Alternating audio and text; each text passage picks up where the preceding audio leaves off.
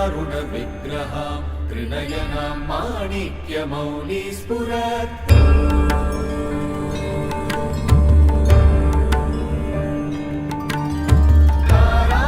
तारानायकशेखरां स्मितमुखीमापीनवक्षोरुहाम्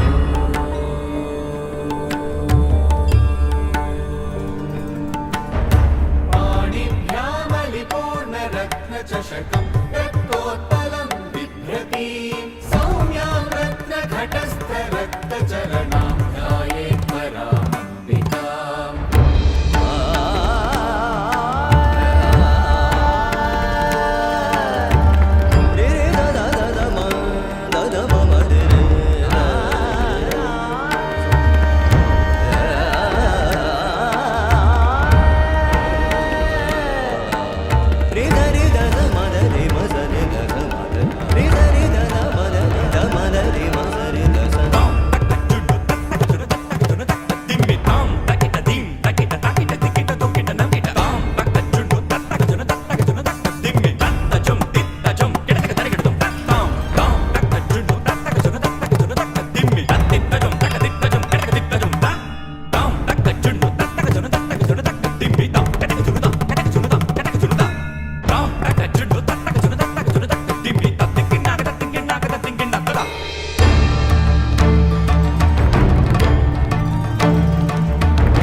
सान्निपातिकज्वर सततज्वर विषमज्वर ग्रह नक्षत्र दोषाञ्चान्या हर हर काली sir sir Gauri गम गम विद्ये माले माले काले बन्धे भज भज विद्ये मख मख विद्ये नाशय नाशय पापम् हर हर दुःस्वप्नं विध्वंसय विध्वंसय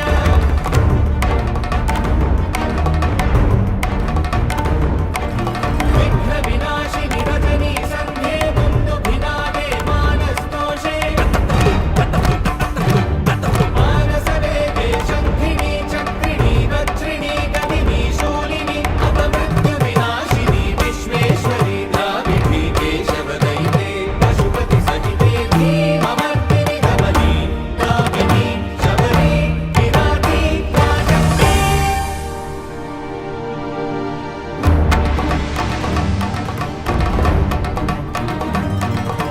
ॐ द्रं द्रं द्रं द्रं द्रं द्रं ॐ द्रं गुरु गुरु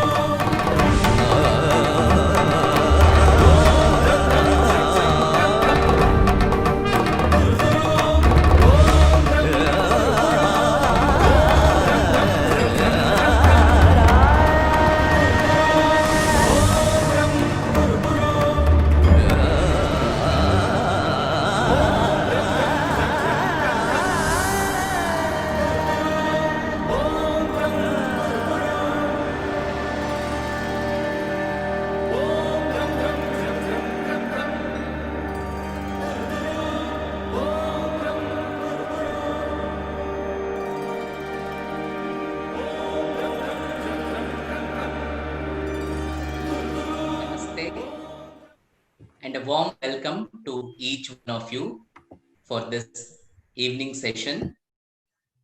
We are delighted to have our friends from European Union of Yoga who will be anchoring and leading this session. May I now request Ms. Gabby Gillison and Francois Lauren to join us as the panelists. Welcome, Francois. Thank you. Welcome, Gabby. You. It's lovely to have you both this evening. This is the 12th day of the Global Festival of Yoga being organized by Indica Yoga in collaboration with several other partners, and one of the important partners in this collaboration is European Union of Yoga. We have two dignitaries, two teachers from European Union of Yoga today Ms. Gabby Gillison is the president and Francois Lauren is the vice president of EUI. So they will be leading this session. Before I request them to take it off from this point, I'm once again delighted to introduce Gabby. Gabby Gillison, as most of you who are following regularly know, that she was the first teacher who started off this entire series. She taught on the very first day that we started on 21st June. So now she'll be there to anchor in this session. Gabby is currently the president of European Union of Yoga and also the chairperson of Irish Yoga Association. She completed her teacher training course from IYA in the year 1999 and followed up with IYA tutor training course and has been involved in the association ever since. Both IYA and EUI share the same values of upholding standards and authenticity of yoga teacher training in Europe, and is proud to be part of such family. And we here are really proud to have their association with us. Pursuing the principle of Swadhyaya and having developed a unique teaching style, Gabby specializes in yoga teacher training and teaching yoga in the field of mental health. So this is a very brief introduction to Gabby. With this, I request her to lead from this point onwards. And I also like to welcome each one of our participants who have joined us this evening from across the world. So namaste and swagatam, welcome. We are happy to have you all here. And with this, I request Gabby to lead us with the session. Thank you, Gabby. Thank you, Vinaya. I'm very delighted and honored to be introducing you to Francois Laurent today. And as Vinaya said, that Francois is the Vice President of the European Union of Yoga.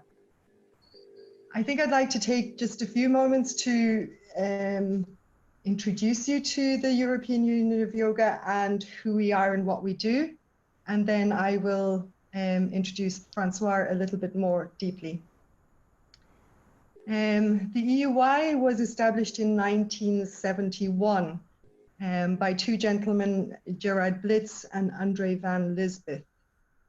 And the EUI represents a network of teachers, training schools, and federations who are committed to preserving the authenticity of yoga, the essence of yoga. The union is made up of 22 full members. So you can go to the next slide, please, if you don't mind.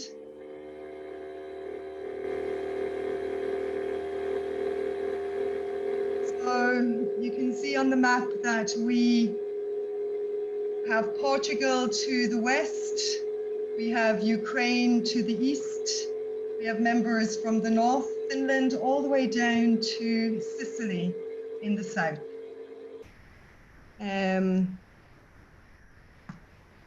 The EUI recognizes a basic teacher training program of a minimum of 500 contact hours over 4 years of training. And we focus on developing the knowledge, the skill, and the attitudes so that people are fully prepared to become effective yoga teachers or teachers of yoga, which is slightly different. For the past 48 years, the EUI has held an annual congress, a yoga congress, in Zinal in Switzerland. The annual congress, as I said, has taken place for 48 years, but it brings together practitioners and participants from over 400 countries, 400 participants from all around the world. And the Congress has featured some prominent teachers there were very well-known Swamis, Vimalaya Thakar, Jean Klein, and TKV Desikachar. And I think you can see in the top left-hand corner, Shri Sachidananda Swami, and I think in the picture below is TKV Desikachar. More recently, we've had guests of honor Shraddha Luji, Ravi Ravindra, the Mohan family, and Richard Muss, which is actually Francois's teacher. Unfortunately, this year we can't physically all travel to Switzerland because of the coronavirus. So we're coming online this year for our Congress, and we've got the great pleasure of having Shraddha Ludi and Ravi Ravindra with us this year. And I know they've both already taught at this global festival. So if any of you were touched by their teachings, please do check out the Congress that will be online this year. This is really just a short introduction. I'm very happy to, maybe at the end, Francois and myself can take any questions you might have about the EY or about the Zunel Congress. But I think without further ado, I will introduce you now to Francois Laurent. Francois was born in Paris in 1941, and he started his yoga journey at a very, very young age. Francois traveled overland from France to India in 1963, and he had the great fortune of meeting and following the teachings of J. Krishnamurti. Francois met TKV Desikachar in 1965, and he was one of the first European students to study with TKV Desikachar, and he studied with him until 1987. Francois studied spiritual psychology with Richard Muss and Ayurvedic massage with Ashok Kumar.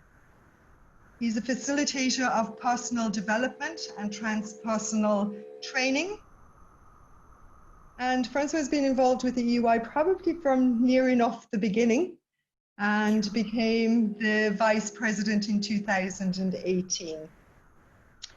So I really do feel very fortunate to have worked closely with Francois for the last 2 years, and very harmoniously as well. And I've had the great pleasure of experiencing his dynamic meditation, which is very unique, and it really did touch me very deeply. So without further ado, Francois, thank you very much. Thank you, Gabby. And welcome to everyone from wherever you are. It's an honor and a pleasure for me to talk about a topic that is important for me. I think that was the reason why I started yoga so many years back, even before going to India. But I didn't know what I was looking for, actually. It became clearer with many years of practice and studies. And this is the question of who am I? Not the personal me, Francois, as written on the passport, as printed in memory from youth or childhood until now. But behind these different personae, whom am I really? And I want to start with a quote from an Indian master that I did have a chance to meet, but I read with a lot of pleasure and attention, Nisargadatta Maharaj, who wrote, or rather said, because he never wrote any book, but he gave lecture or talks, in what is called a book called I Am That, the following: the reward of self-knowledge is freedom from the personal self.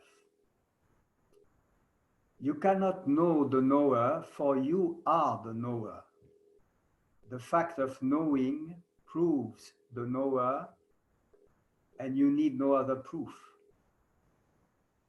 The knower of the known is not knowable. For me, this is the quintessence of the yoga teaching, although it is not proper to yoga only. Some people would say, but that is not yoga, it is Vedanta. But I don't like so much to cut into pieces what India has offered to the world as a whole. Indian culture, Indian wisdom, you have to take it with all its different aspects because it is unique and it is a unity. But I will more speak about or from the little knowledge I have about the Yoga Sutra of Patanjali. For those of you who may not know much about yoga, it is a kind of textbook. It is not part of the Shruti, the revelation given to the rishis, the Vedic sages in India, but it is some form of smriti, that means memorized teaching given by a human being. Although in the south of India and in the family of my teacher, Patanjali is almost a kind of divine figure because it is considered as an avatar, as a coming down from not God himself, but close acolytes to God or friends to help humankind. And in the Yoga Sutra, there is a very interesting distinction made between consciousness, which is in Sanskrit called chit, and that which looks like being conscious, chitta, which most people translate as mind, which we French have a difficulty because we don't have an equivalent term covering as much meaning as mind in English. But my own personal view about chitta is that it is not only mind, it is the totality of the structure of a human being, including the physical body, the energetical body, the mind, of course, a mental body, the intelligence, and the emotions. And because when you see the description of the functioning of the mind in Yoga Sutra, you see that it is not only a question of thinking. The whole body is involved. For instance, one of the functioning of chitta is deep sleep. Deep sleep is a condition of the brain and brain part of the body. So the distinction between chit and chitta has to be accepted and understood and experimented. I just say something about experimentation because I believe yoga is not just to follow. One cannot follow anything in the search for one's own true identity. One cannot put one's footsteps in the footsteps of another person. The people who came and explored the field of self-knowledge, they explored it from their own characteristics. And one of the very wise aspects of yoga is that each individual is unique, and therefore each path towards oneself is unique too. So this distinction between chit and chitta has to be understood and experimented, investigated by each one of us in the following way, according to Patanjali, or at least according to the way I understand Patanjali's Yoga Sutra. What is of the nature of very close perception of our feelings, bodily feelings, perceptions, seeing, hearing, touching, and so on. Actually the 11 senses, not five senses like in the West.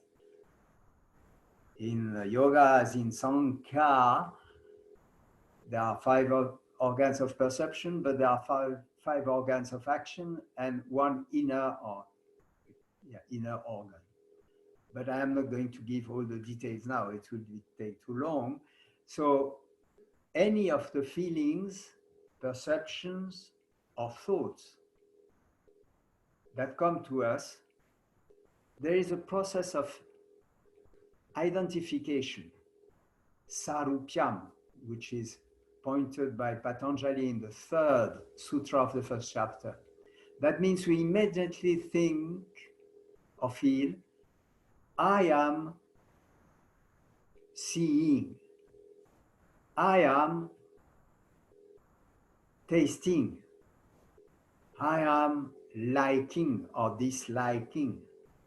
But this I is a mixture of the real I and a very superficial sense of identity. What Nisargadatta Maharaj in the quote speaks as the personal self. What is the personal self? It is made of all the experiences, at least during this lifetime.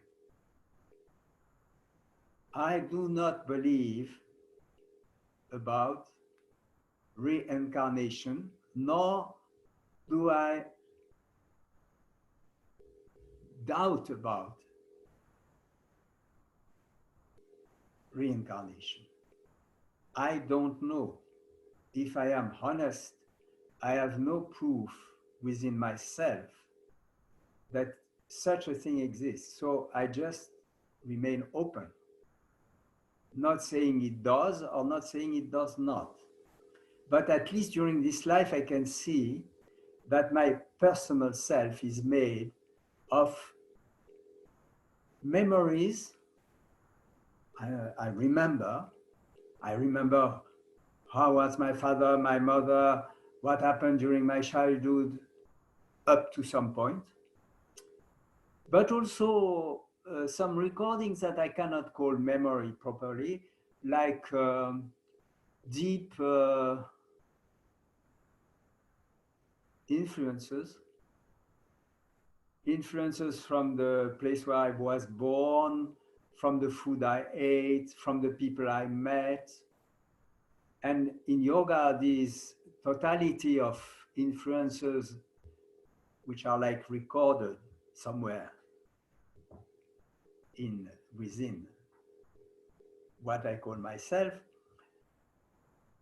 is called a mixture or a combination of samskara and vasana. That means very strong influences and more light form of perfumes, if I translate the word vasana, which make my personal sense of identity.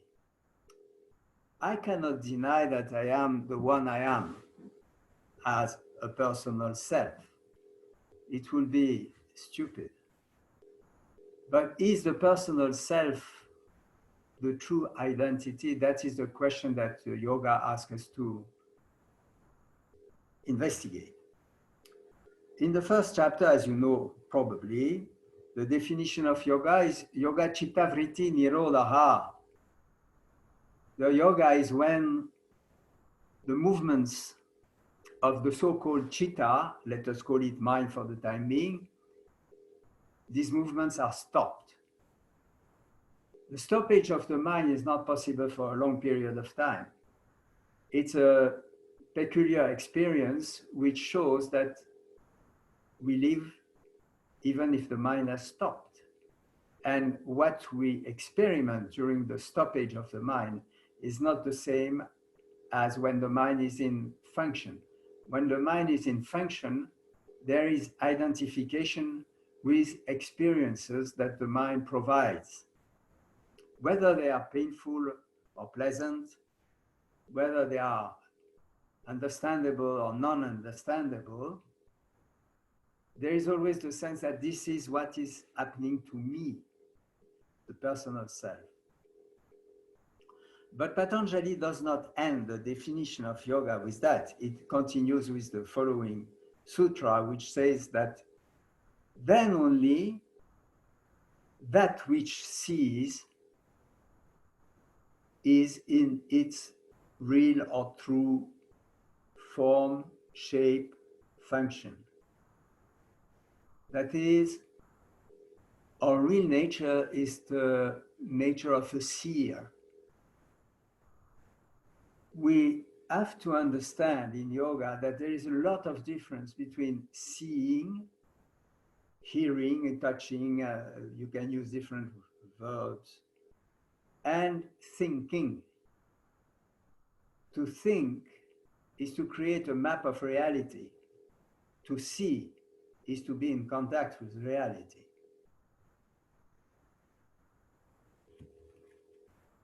Modern education, not only in the West, in India too, I believe, is to help us to grow more and more skillful in thinking, because thinking is the main tool through which humankind has been able to survive. It is a survival tool. But it believes to be that which can help us to understand, for instance, whom we are. And this is a mistake. We cannot understand whom we are. We can only see whom we are. So this distinction between thinking and seeing is very important. So as to have time to see if you have questions and answer to these questions, I won't go further into that, but I want to point out that Patanjali, in this Yoga Sutra, explains that the mind in its native state is like a pure jewel. It is transparent. It shows what truly is without any interference from within.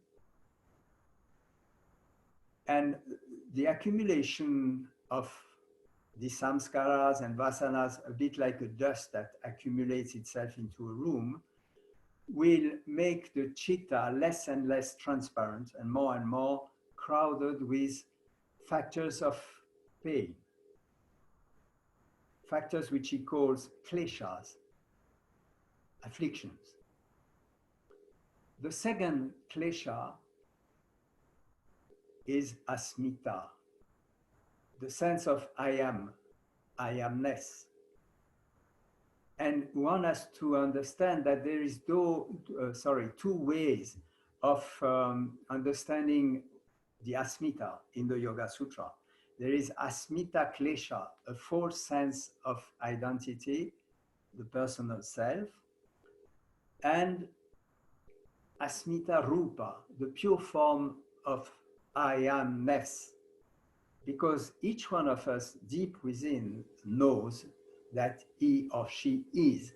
And I say he or she, which is not very correct, because in English, like in French, there is no neutral, like in Sanskrit. In Sanskrit, you have the neutral for Brahman, which is neither he nor she.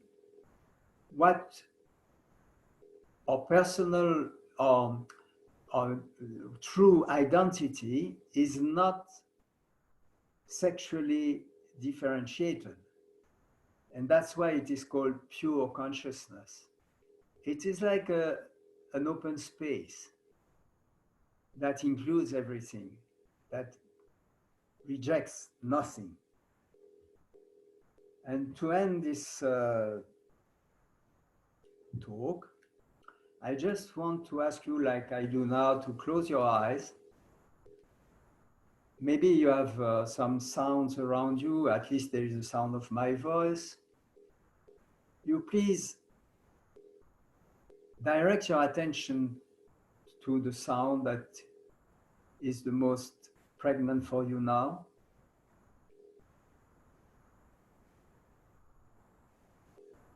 Direct then your attention to a bodily feeling that is the most present. Be aware of that sensation, that feeling. And now try to direct your attention to whom you are. That is, to that which was aware of the sound, of the feeling. Try.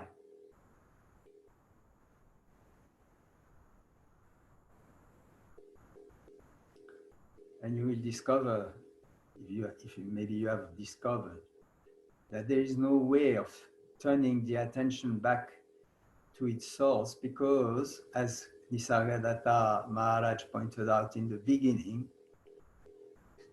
we cannot know the knower since we are the knower. So, is there a way to come close to the knower, not through directing our awareness or attention towards that which knows? It's only in relaxing, in the relaxation of all effort, of all constriction, in a way of all action, that we can come back to the feeling without doubt that we are this pure consciousness. Well, I think the time is more or less over, so I will ask Gabby if there are some questions.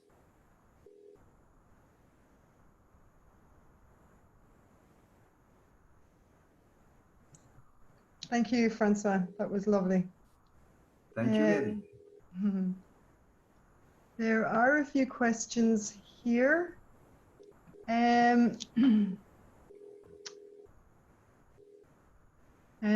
Yes, somebody would like to know, can you elaborate on the difference between deep sleep and meditation, please? That's a very good question. In deep sleep, the body functions at a minimum level, and what we can call mind, if it is deep sleep, is resting. There is no image like in dreams. So there is no story. There is no content. And therefore there is no memory of any experience when we come out of the deep sleep, except a sense of rest, of refreshment, of having gone deeply within something that some people fear, like a kind of death.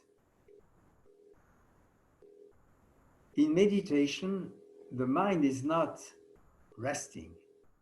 The mind is still active in the sense there is a watchfulness, and it depends, of course, what type of meditation the person is talking about.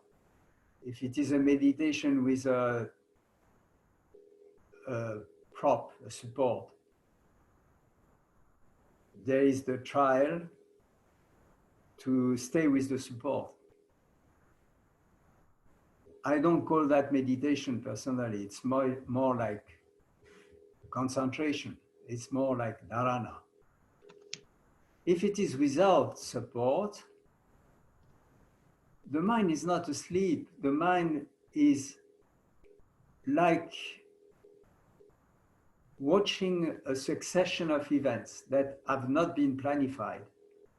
And this succession of events is seen, if possible, choicelessly, and therefore does not leave some conditioning.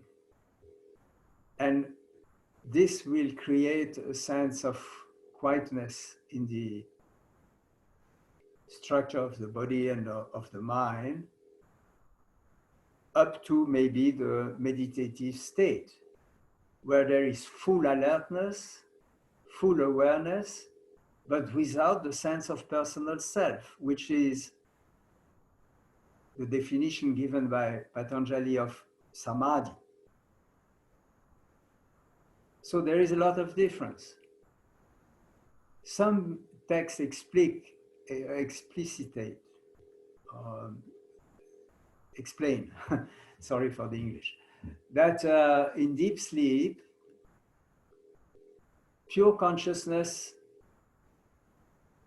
does not see itself because the body-mind, the structure of the body-mind is pervaded by the guna, the quality called tamas. So it is a very restful situation, but a very inert situation.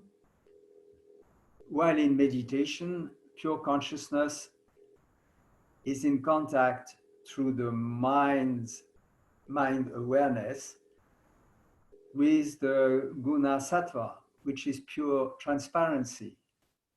So there is a lot of difference between the two states, according to what I have understood.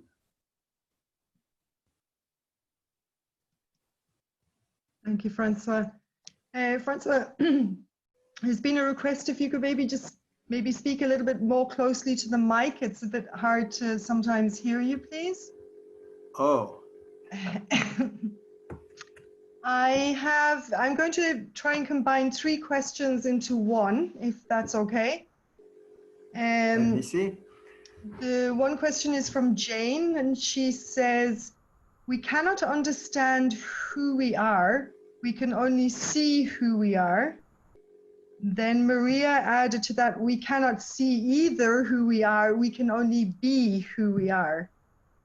And combined with that, Rag Iyer wants to know, is there any practices that you would recommend to be able to feel yourself? Does that all make sense? Sure. If I've been clear, right. The word, the verb to see has to be taken not in the sense of seeing with the ocular apparatus, but it is true that seeing oneself is more like having the feeling of I amness, the beingness that is all the time present, 24 hours. If we stop being captured or seduced by the external world and the different experiences that take place through the senses, but even then, the sense of being is there. Is there any exercise or approach? Well, according to the yoga tradition, there are 2 main, the Patanjali's yoga tradition, there are 2 main paths. I will say why I don't like this idea of paths after, but the 2 paths are Kriya Yoga. That is the first one. A yoga of action to purify the structure so that the body is more alert, the mind is more alert, the senses are more alert. And it is done through 3 main attitudes in life. Tapas, which means to create heat. That means not to sleep all the time or to be happy with easy solutions that are no solutions, but to do some kind of inner work. And for instance, if you have a habit, change the habit. If you are lazy, put yourself to a routine of practicing daily asanas or something else. The second attitude is swadhyaya. Do it, but do it to know yourself. That means be in a state of self-awareness as you do, whatever you do.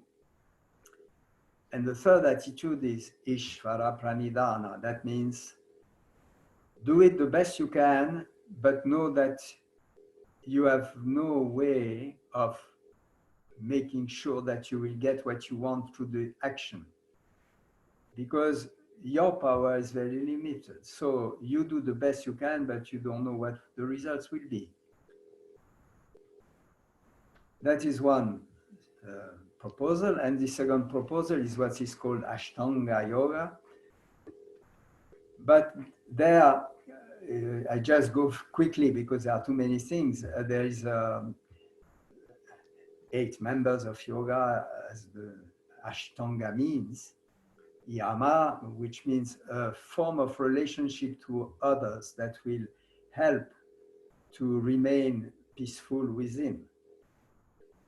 Niyama, a way of relating to oneself that will improve one's way of being as a body-mind.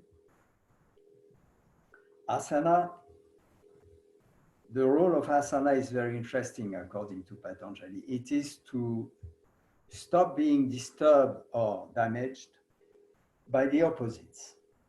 So it's a kind of training so that the cold or the extreme heat, for instance, does not disturb you anymore or as much as before. A training for the physical body to and the energy body to be more stable. Pranayama, which means to make the breath long and subtle, because through the length and the subtleness of the breath, your mind becomes very acute, an acute observer, an acute self-observer of its own way of functioning. And it also gives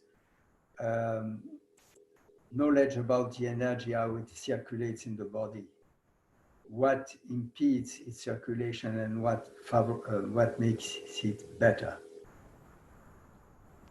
Pratyahara, which meant originally to go out with a sense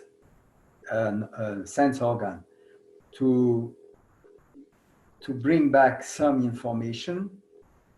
And now for many, many centuries, it has come to mean the opposite, to retract the sense organs, not to see, not to hear, and so on, like a tortoise pulling in its arms and legs and head so as to be protected. And then the 3 last steps, 3 last angas, not steps. Anga means limbs. The 3 last limbs of yoga, to be able to keep one's attention on one point for some time, dharana, to broaden the relationship with that on which the attention is fixed, dhyana, and to broaden it so much that the sense of personal self or personal mind momentarily disappears, so that there is only the object on which the attention was put that reveals itself. But these 8 limbs of yoga are not supposed to bring self-knowledge. What brings self-knowledge is what is called viveka, the capacity to discriminate clearly between 2 things that are so close to each other and so looking the same that it is very difficult to discriminate.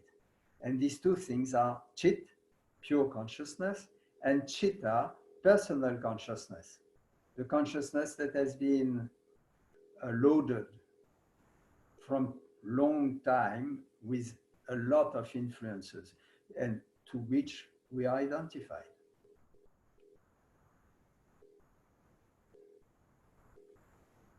Thank you for the question. The 3 questions in one. Yes, thank you, Francois. I'd just like to share with you, Anil Kumar says, Francois, that your understanding is very clear and your speech shows your deep studies of yoga. So I thought that was very positive to transmit to you. Thank you, Anil. I'm going to try and again put three questions together, and I know they very deep and they touch on huge concepts, but let's have a go with this. And it's questions from Ashok Gudsukar, Shashank Shikar, and Kaga Kalita. I'm really sorry if I'm not pronouncing your names correctly. But here we go. The difference between consciousness and pure consciousness. That's number one. The difference between meditation and imagination. And the difference between samadhi and moksha. So there's three really huge questions. Yeah, I cannot blend them into one. So you please tell me the first one. Okay, first one is the difference between consciousness and pure consciousness. Okay. Consciousness as personal self is like a room. There is space in the room, crowded with objects, and the person who is in the room believes, I am the table, I am the chair, I am the windows, I am the mirror. Not the mirror belongs to me, the chair belongs to me, or the car belongs to me. But there is a sense of identity that is created within this consciousness that makes the space not only crowded with objects, but crowded with a sense of identity which is false. Because all these things will disappear, only the space, the walls will disappear, but the space will remain. Pure consciousness is like the space within the room and outside the room, not limited by the walls, including the objects, but with no sense of identification with any of the objects or with the room or with the immensity of the open space. What is the second question? Gavi? Sorry, can you hear me? Yes. What is the second question? Second was the difference between meditation and visualization. Oh no, sorry, meditation is meditation just imagination? Imagination is the definition given by Patanjali of Vikalpa, imagination, is that one has a contact with an object that is not here in front of oneself. That means it's an imagined object. So imagination can be used by some schools of meditation. I am thinking of the Tibetan Buddhist tradition, but it is also there in India, where through imagination and visualization, you create a divinity. At least for the Tibetan Buddhists, you create it and then you destroy it. It's a form of meditation. It's not the form of meditation I am using or keen on, because it's a very powerful tool, but I don't think it helps in any way to remove the sense or reduce the sense of personal self as being oneself. In India, a meditation which I feel is valid for some times is the neti neti, na iti, not this, not that. Like, I am looking at the mic I am holding in my hand, so because somebody said I don't speak loud enough, I know that that mic is not me because I see that mic and I see that the one that sees that mic is not the mic. I see the hand now that is free from the mic, and I see that the hand is not me because the one that sees the hand is not the hand, even if there are some feelings coming from the hand, which says it is very closely linked to me. And so on and so on. That's easy for the body. Not so easy for the thinking process. I am now seeing how my thinking process tries to answer the question of the difference between imagination and meditation. But since I see the thoughts coming in and coming out as words, I can understand and even feel that thinking I am not. The thought is not me. The thought is being thought very close to me, but it is not me. And then and the most difficult aspect is emotions. When I am in great anger or love or whatever kind of emotion, human emotion, it is so strong that most of the time I will say and feel, I am angry. But actually the anger can be watched. And the one who is watching the anger cannot be the anger. So by this process of na iti, not this, not that, I can come closer to what I am really. This is my answer. Thank you very much, Francois. It's really difficult to choose the most There's a relevant. third one. Oh, sorry. There's Yes. there's Third a one third was one. the difference between samadhi and moksha. Moksha means liberation. Samadhi is a means to moksha. But Nirvija Samadhi is synonymous of moksha, because in the Yoga Sutra it is that which ends the first chapter and that which ends the story of the identification to a personal self. But there is this difference. You can have many samadhis and yet not be in the state of moksha. Like the story of this great guru who could enter into samadhi.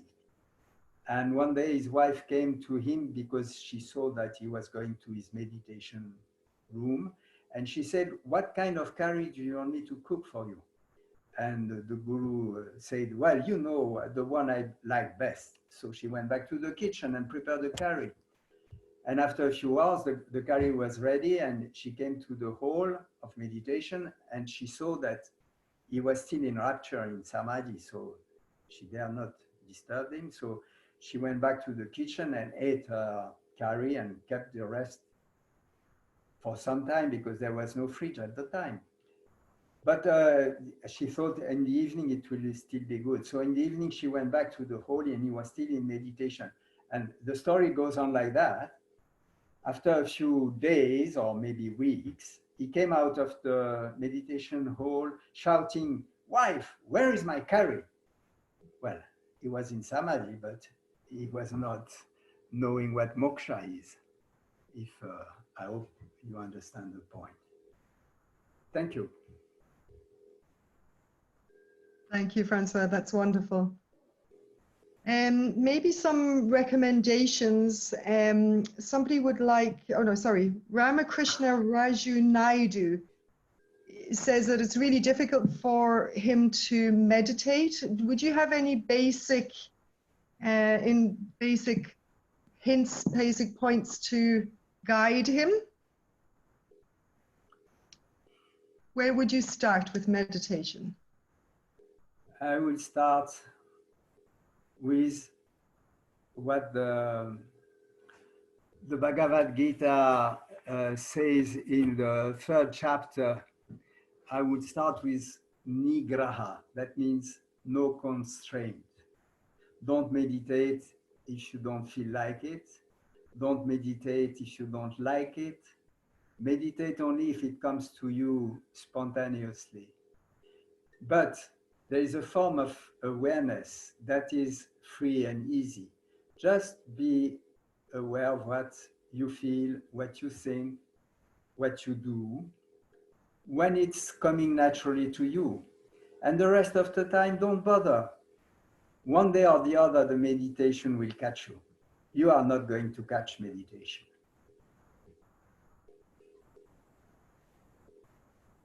That's the end of my answer. That's great. Thank you, Francois. And Deborah Huber wants to know, would you have any recommended reading material, I'm presuming about the topic, the subject that you've been speaking about? Oh, there are so many. Well, I mentioned I am that of Nisargadatta Maharaj in English in Acorn Press, maybe also in India there are some other editions, I don't know. Jiddu Krishnamurti, all the books.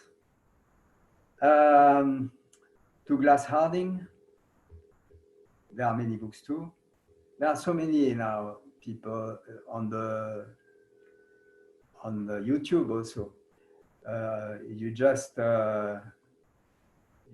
write pure consciousness or meditation and you will find so many.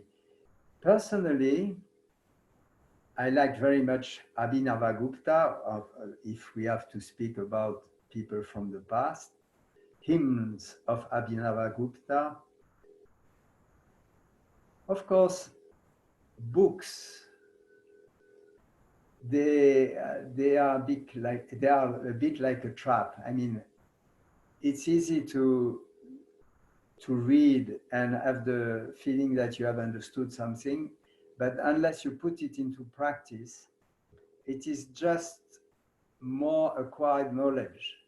But the knowledge we speak about know yourself or know thyself, is not a knowledge that is acquired. It is a knowledge that takes place in the now through seeing. So it's not something that can be memorized. And it is a kind of gesture, like an inner gesture. You come back within yourself. That means you stop letting the attention go everywhere else, just at times during the day, and just rest within and not look, because look is an effort, and just stop all effort. I think that is really a very important thing about true meditation. It is effortless. Any effort will be counterproductive, and to read is good as a kind of initiation process, but it has to be abandoned very fast. I think that's very helpful, especially the practical, not acquiring more knowledge is great advice. I'm conscious of the time. I'm trying to do everybody justice. But maybe bringing us back to the start of the session, Alok Dwivedi asks, do you think yoga is more popular now in Europe since International Yoga Day was introduced? Yes, I do think. I do think it has become a form of professional activity that has drawn many people to it because of the International Yoga Day. Yes. I cannot go further into it, but yes, I do believe. Great, thank you, Francois. There are maybe one or two questions that are kind of really like specifically personal to people's practice. So I may be wondering if you could look at those, individually later on after this talk. Sure. But let me give you another deep one. Dr. Namrath Reddy says, could you talk a little bit more about the difference between chit and chitta? Chit is consciousness. Chit plus ta means that which looks like consciousness. Chitta, mostly translated in English by the word mind, is the activity of, I would say, the 5 bodies, the 5 koshas, pancha koshas of the Taittiriya Upanishad, not only the thinking aspect of human beings, but all that which makes our structure as a personal self. I am not a woman, unless I change sex. I am not a young man, and I don't wish to become one again. I I am not a very good English talker. My native language is French. I could make some effort, but I want to speak better, and so on, so on. There are some characteristics that make this personal self unique in the world, like everyone else. And the totality of that is chitta for me. While chit is that which is there, which cannot be described. Like if I come back to the example of the room and the space, you cannot describe, you can describe the walls, the ceiling, the floor, the furniture, and even the space within the wall. You can say it is small or big, but the space itself you cannot describe, and you cannot give a shape to it, a shape that would be the shape of the space, independently of the walls. So the space is the best example I can think of to discriminate consciousness as chit from personal consciousness as chitta.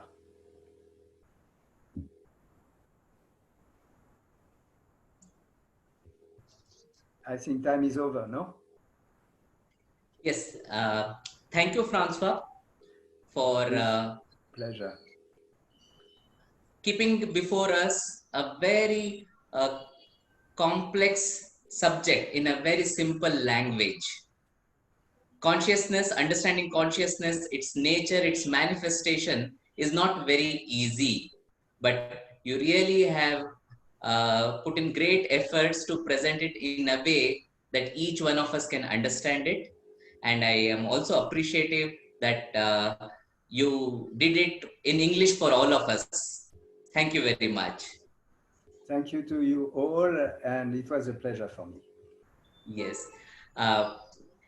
Maybe I am also a little inspired to ask a question. Gabby mentioned initially that you walked all the way from France to India. Not walk, So drove. you drove down. Okay, Yes. what was the inspiration? Oh, And how did all this journey begin? this journey began because I had two friends at the time. One of them has become a very well-known jazz musician in France, who decided to go to India, and they knew that I was practicing yoga on my own for about 2 years. And they suggested that I should come with them, knowing that I could afford the money needed to buy a car and do the journey. At that time, I had a little money. And the idea was the one, I liked the idea. So we left. We left and we stayed together up to Lahore in Pakistan, where they decided to, each one in a different direction, go by train, and I continued on my own. And I visited India during 3 months, the ashram of Shivananda in Rishikesh, but he died just before I came. It was in August, he died early August, I came at the middle of August, and so on. So my encounter with India was India itself more than yoga, actually. And it was a big shock for me. Okay. A good shock. Maybe I request Gabby also to join us. Yes, Gabby, thank you. Both of you can respond to this question. Like EUY has been an umbrella organizations of for many federations, national federations, and you also have a very intensive teacher training program of 4 years, and all the federations follow these norms. And today we have a short teacher training programs coming up everywhere. So do you find it challenging? How do you cope up with this situation? Yeah, any thoughts on this, thoughts and comments? Francois, do you want to Gabby? take that? Yeah. Oh, okay. Gabby. Please do. Me. Yes. There is a tendency, I suppose, in the West for yoga to be seen as purely asana, and as a physical form of exercise rather than a practice of self-exploration. And I think, I suppose, when the EUI was established in the 70s, there were close links to Indian teachers. So I think that's where the respect of the essence of yoga came from, and we do our best to protect that. I mean, it's not easy if you give somebody a choice if they want to do a 4-year teacher training course or if they want to do a 2-month teacher training course. But I do think that as time has progressed, people realize that after 2 years, they don't know enough to go out and teach. I mean, saying in that, even people who've done a 4-year teacher training course still feel that it's the start of their lifelong journey. But we do believe that, you know, and I can only at this point talk about the Irish Yoga Association, the system, the training course that we have is that it takes a long time to integrate not only the asana, but the pranayama, the philosophy, the meditation practices. And once you've absorbed them, it takes a while then to be able to share what you have experienced, what you've what you've understood, what you've experienced. And so that takes time. And I think to respect the practice of yoga in its fullness, I think it does need that that time. And I'm sorry to interrupt myself, but I don't know if I said that at the beginning. Even though we say a recommended minimum of 500 hours, a lot of our federations have a lot more hours than 500. Okay. Wow. I can add something. Yes. I think as a serious teacher, what one wants above all is a serious student. So if somebody believes he can learn yoga in 3 months or even more, it's not a serious student. Maybe the serious student will come after having experienced short training and discover, as Gabi said, the weaknesses of this training. But as yoga teachers, we should not go after numbers. We should go after quality.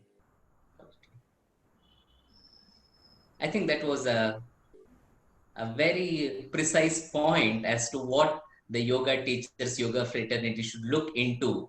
The quality of it and the measurement is in the transformation that is visible to each one of, to oneself and to the people around. Yes. Yeah. So with this, I request both of you to share a parting message, the message that you would like to share with the yoga community who have joined us from all over the world.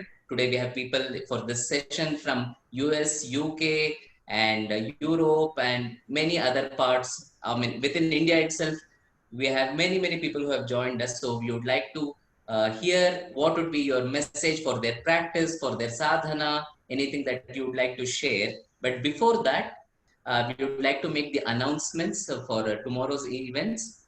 May I now request Srinivas ji to kindly share the posters for tomorrow. So tomorrow morning, once again, we start with the practice. We have the practice led by Shri Nitesh Batra ji, who is the founder of Mindful Initiative. He is also the founder of the Ashtanga Sadhana Center in Bangalore. So he will be leading a session on the art of Surya Namaskara. This will be a practical session. So please be prepared and join for this practice session. And in the noon, in the second session, we have Dr. Siri Ramaji, who is an Indian classical dancer, choreographer, and dance teacher based in Singapore. she will be leading a session on Rasa Yoga, Dance of Emotions. So as we have mentioned earlier, we are looking this at as a festival where every aspect of yoga is being celebrated and no aspect is left out of it. All life is yoga is the guideline that Sri Aurobindo has given us. So for management or sports, which you will be seeing later. So yoga has to permeate in all aspects, and that's why we have this session on Rasa Yoga, the dance of emotions. And tomorrow evening we have a session by one of the most inspiring personalities whom we fondly call as Narayanji. Narayanji is his Diksha name, but his name is Joseph Keekins. He's the founder of Yoga Vedanta in a place called Aalst in Belgium. He is more than 85 years old, but his enthusiasm can shame any youngster. That's the kind of enthusiasm, the drive he holds. He even today teaches asanas, philosophy, and kirtans to hundreds of students in a place called Aalst in Belgium. So he will be joining us for tomorrow's evening session on Bhagavad Gita, the yoga book par excellence. And I must say, Narayanji was directly connected with and inspired by Swami Shivananda, under whose guidance he started the yoga practice. So he will be joining us. I invite all of you to join us for this wonderful celebrations that are happening day and day. So tomorrow, again, you have this very eventful day. So with this, I now once again would like to mention about Zinal Yoga Congress, which we already, which is Gabby mentioned earlier. So just to bring it before you once again, the Zinal Yoga Congress is being organized by EUY, European Union of Yoga, and this year, fortunately, which is it will be accessible to even more number of people because it will be a virtual congress and is being held between 21st to 23rd August. So you can all visit their website, EUY website, and get to know more about the sessions, the programs, the teachings, the workshops that are happening in the Zinal Virtual Congress of this year. So with this, I get back to Gabby, and I also request her to let people know if they want to contact you, I get to know about the programs, how can they reach out to you or to Francois or to EUY in general? And then I also request both of you to share a parting message. Thank you, Vinaya. I suppose just to say that the EUI Congress in Zinal is usually a week long because it's only online. We're doing 3 days, and we facilitate all languages, all European languages: French, English, German, Dutch, Spanish, Italian. So it is open to many. I suppose the best way to contact us is through the website, and the email address will be on the website as well. Thank you. And I suppose if you want parting words for me, all I can say is, like, I am deeply grateful for this month-long global festival. It's been incredibly interesting, and I think it's made so many connections around the world, which I think is really important in this practice of yoga that we share. So I'm just deeply grateful for you guys to having organized this, and also for the quality of the teachers and the sessions. I think it's a wonderful thing. Thank you, Gabby. I think the appreciation is mutual because EUY has joined in this organization, and we are really honored and delighted that so many senior teachers from EUY and from different federations of under EUY will be coming on this platform and teaching and sharing their wisdom and knowledge with all of us. So that's indeed a great pleasure and an honor. Over to Francois. Right. I would say be sensitive to beauty, beauty within and beauty without. Because without the sensitivity, there cannot be yoga. Yoga is not something of the mind. It is something of the heart, and sensitivity is the clue or the key. Thank you very much. Thank you. That was a beautiful message to connect with the beauty within and without, the rasa. And tomorrow we also have a session on rasa. So I I think heard that. it's yeah, there is a sequential flow of unfolding of this beauty in the path of yoga, I guess. So thank you very much once again. And I also would like to thank all our participants, and also would like to apologize. We were not able to take all your questions. I can see the list is quite long. It is about 34 questions now. Maybe what we could try is to download those questions and pass it on to the speaker, Francois. And if possible, if we get the responses, then we'll try to put it up on the Indica Yoga YouTube channel or wherever it's possible. But I thank you very much, all the participants, for joining so diligently day by day, and also partaking in this entire yajna. This is a sort of a yajna, the yajna of knowledge that is going on, and we are extremely grateful to EUY as an organization and all its members and its top management for the support that they have extended and made this wonderful event a possibility. So thank you once again, Francois and Gabby. And I also would like to mention that all these sessions have been video recorded and would be made available on Indica Yoga YouTube channel. Those of you who might have missed it, or those who you want to recommend it, please connect with Indica Yoga YouTube channel, Indica Yoga website, and follow and subscribe. Then you will be updated with all the events that are happening here. And I would also like to mention that we have one more session on consciousness from a scientific perspective on the evening of Sunday, where Dr. Subhash Kar, one of the known names in the areas of computer science, will be speaking on science of consciousness, yoga and science of consciousness. So that talk will be extension of this talk.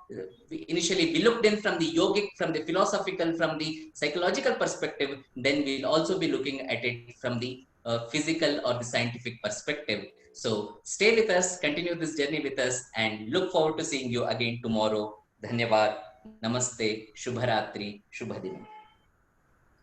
Thank you. Thank you.